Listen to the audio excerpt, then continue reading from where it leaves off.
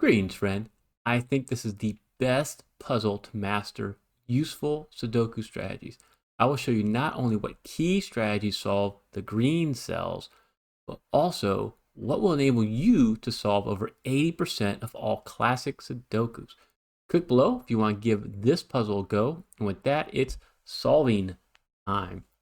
Okay, if you want to solve these, you want to start off with one of the most common strategies, a pointing pair. You have this one cutting across here in row 4. You got this one coming up column 4.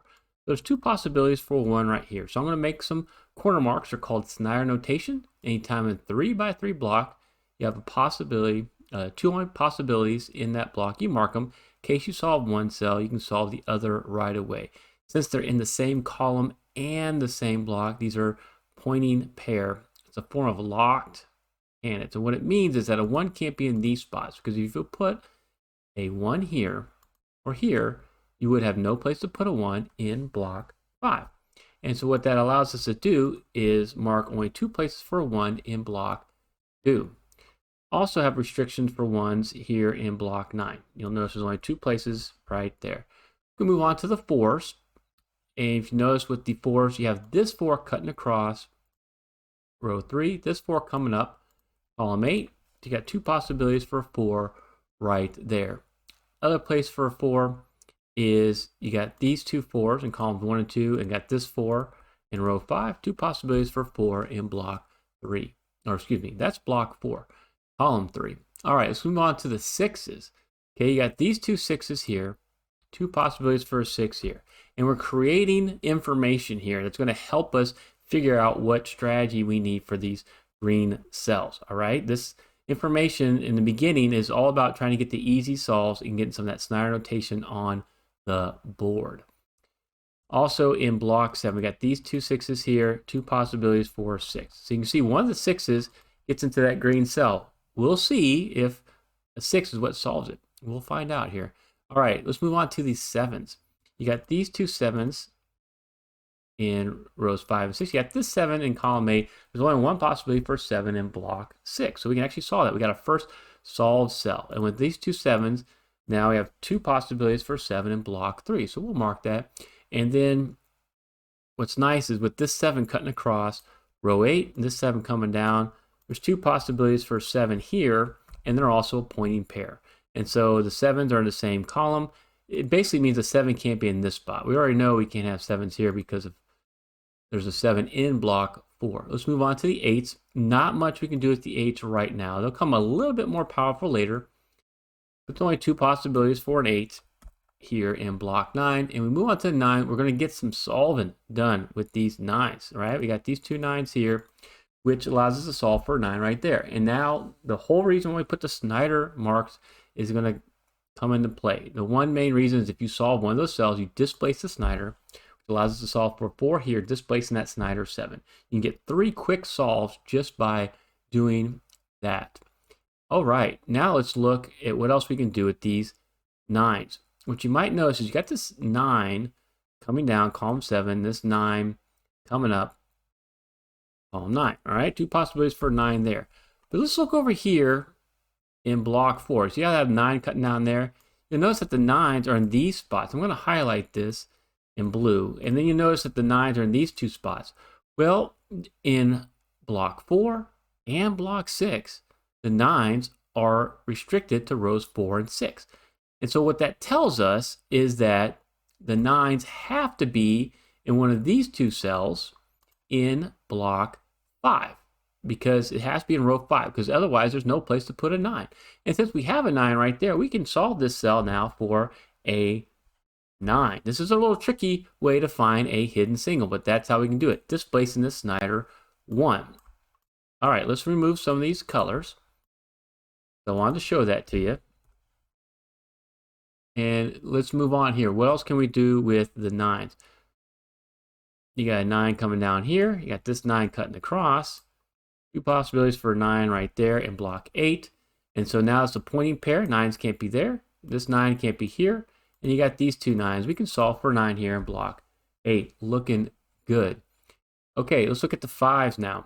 Because you have this 5 coming down, there's only 2 possibilities for 5. So that's a pointing pair of fives. And at this point, you're going to need to do a switch because you're not going to find anything easy to solve anymore. And this is probably the first part where you get pretty stuck. You can either look for what we're about to do, naked singles, or you can start looking at more advanced single candid strategies. So at this point, I want you to share this puzzle with a friend and see what they can do at this point in the puzzle. But I'm going to tell you that I'm going to look where we have the most restrictions. So I want to look at blocks or houses that have 5 or more candidates filled in. So like right up here, we got, 1, 4, 6, 7, 1, 4, 6, 7, 8, 9. So that's one possibility to look, but there's not much we can do there. You got this 5 here, means the 5s are in those 2 spots. Okay, can't do much. However, you look in here in block 5, you might notice that we have 5 candidates, so 1, 2, 3, 7, and 9. But we also have a 4, 6, and 7 in row 5 looking into this block, and we got a 5 looking into the block through the column. You add all that up, you got 5 candidates here, you got this 4, 6 here, that's 7 candidates, and this 5 makes it 8. So this cell right here can only be an 8 because there is no other possibility. That is a naked single, and it's critical you find this naked single. All right, because what it does is now we look across row 5 and we're looking for a 1, 3, and a 5. Well, I got a 1 right here, so this is going to make a naked pair. It can only be a 3 or a 5. And what's nice about naked pairs is now the 3 and 5 cannot be anywhere else in the row or in this block. So these are locked candidates because they're in the same row. If you like to solve Sudoku pairs, get my latest puzzle pack by clicking on the pinned comment below to join the Smarty Party. What this will allow us to do is there's only one possibility left to solve here in row 5. This has to be a 1 now. Okay, after we solve that 1, we got our pointing pair of 5s right there. The next strategy is going to involve the green cell. It's probably the hardest strategy you're going to see whenever you solve a New York Times hard puzzle. And again, if you can master this strategy, you're going to be well on your way to solving over 80% of all Sudoku puzzles. This will allow us to solve our first green cell. What you have to notice is you have this 1, this 6, and this 9 all coming down columns 3. And since there cannot be in these 3 spots in column 3, they're limited to 3 spots right here. Okay? And so since the 1, 6, 9 are limited to these 3 spots, that's a hidden triple. Okay? That's a hidden triple. It can only be a 1, 6, or 9. You'll notice how it works out here. You got this 1, 6, 9 here. You got this 2, 4, 8 here. And so those 6 candidates push on these 3 candidates here. And so these end up being a 3, 5, 7 naked triple. And with this 7 here, you can remove the 7. And so this is going to give us a lot of power. Since you have a 1 and a 9 right here, we can remove the 1 and the 9. That gives us just a 6. Okay, so we can fill out that 6 right there, remove the 6, and give us a 1, 9 naked pair. Want to learn more about hidden triples? Check out this tutorial. And hey, we're not done. We still got another green cell to solve. Now we got to make our way to that. And the key thing to keep in mind here is that a 1, 9 naked pair in the same row acts as a pointing pair. This is going to help us get to our next green cell. Because you have a 1, 9 naked pair as a pointing pair, this can no longer be a 1. We can remove that 1 and solve this cell for a 1 now. And you're wondering, okay, Timberlake, what does that have to do with anything? Well, it helps us put more restrictions on these 4s. You got these 4s in columns 8 and 9. You got a 4 right here. We can solve this cell now for a 4. And then that's going to put more restrictions on where the 6 can go in block 9. A 6 cutting across here. This 6 coming down means there's only one place to put a 6 in block 9. And now with these 2 6s, only one place for a 6 in block 6. Okay, you look in here, and what can these 3 cells be? 4, 5, and 6, naked triple, which you'll see all the time in these types of puzzles. But we know that this can't be a 5 because of our pointing pair of 5s, so you see the 5 right there. And now, because of this 6 that we solved using the pointing pair, we can eliminate a 6 from here and solve this cell for a 4. Don't go away. We still got plenty of solving to do. You see a lot of empty cells. How are we going to get there? Well, we can remove the 4s from right here, and this 4 is going to allow us to displace that Snyder 4 and solve for a 4 right there. After doing that, we can actually work our way up column 4 now. We've created 6 digits in this column. I only need a 2, 6, or 7. I want to show you my neat naked triple trick. So these 3 cells we need to solve, right? Well, I got a 2, 6, and 7. I got 2 and a 6 in this row, and I have a 6 repeated right here. Whenever you see that situation, 2 of the 3 candidates are in one of the rows, and then one of those is repeated. That's my neat naked triple trick, because that means this has to be your 7, this has to be your 2, and this other cell has to be the 6. Okay, after solving that neat naked triple trick, we can now focus on the 7s. We got these 2 7s, which allows us to displace that Snyder 7 and solve for a 7 right there. Now let's look back at these 4s. We got these 2 4s, means we can solve for a 4 here in block 8. And then with these 2 4s, we can solve for a 4 here in block 2. And we took care of all of the 4s. Now let's use that neat naked triple trick again. You might notice we have a 1, 2, 3, 4, 6, and 9 filling out 2 of the blocks. So this has to be a 5, 7, or an 8. In row 2 of block 1, we have a 7 and 8 right here, and we have a 7 repeated right there. We know we can solve all 3 of these cells. That has to be your 5. Only place left for 7s right there. This has to be your 8. Another neat naked triple trick. And now we can use that to solve the rest of block 1. Because the 2 coming up, this has got to be a 2.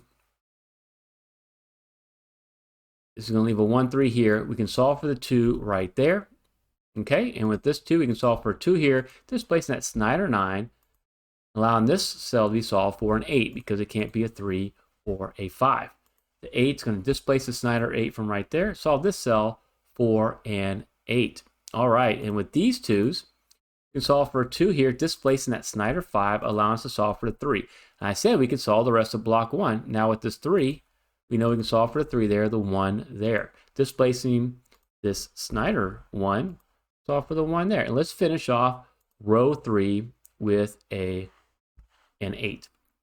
Okay, and with these 2 8s and this 8, we can solve for an 8 right there. Looking really good here. All right, you might notice with this 7 coming up, we now can solve for the 7 right here, displacing the Snyder 6, allow us to disambiguate. We want to gobble up all of these marks that I've already made. The sooner you gobble up those marks, the easier it is to see the grid. I like a clean grid to be able to solve and solve fast near the end here. Okay, now we got, it looks like a 3 is the only candidate remaining in block 5, which is going to allow us to do so much more solving. Because with this 3 right here, this cell cannot be a 3 anymore. The only place left for a 3 in block 7 is, column 7 is right there. So that's a 3 and that's a 5. 5 can't be here. This has got to be your 5. Okay, I don't see a 5 in block 8, so I'm going to pull the 5 from block 9 right there to solve that, and that means this has got to be your 2. I don't see a 2 or a 3 here, but I do see a 2 there. So that's your 2, that's your 3. I'm going to disambiguate the 5, 3 right there. Okay, we have 6 cells remaining.